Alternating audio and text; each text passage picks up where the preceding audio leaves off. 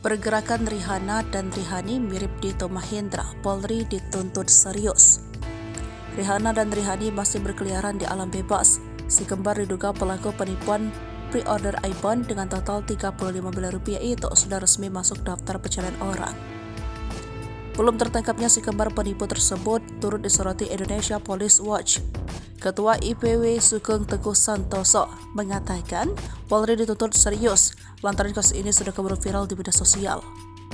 Menurut Sugeng, saat ini mata masyarakat tengah tertuju pada kapabilitas Polri dalam penanganan kasus yang melibatkan Rihani.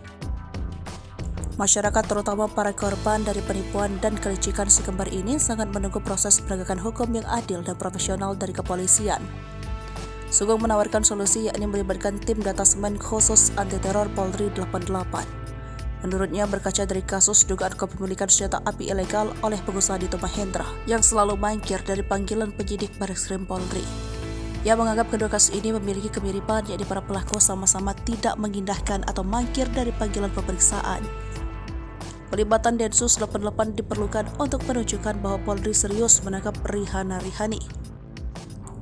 Kabid Humas Kepolisian Daerah Metro Jaya, Komisaris Besar Truno Yudo Wisnu Andiko menyebutkan penyidik Direktorat Reserse Kriminal Umum Polda Metro Jaya telah mengetahui keberadaan si kembar.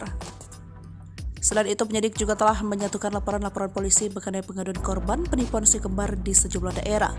Kepala PPATK Ivan Yustiavandana menyebut mutasi rekening si kembar penipuan Rihani mencapai Rp86 miliar. Total mutasi dari 21 rekening si kembar sudah diblokir dan diserahkan kepada penyidik.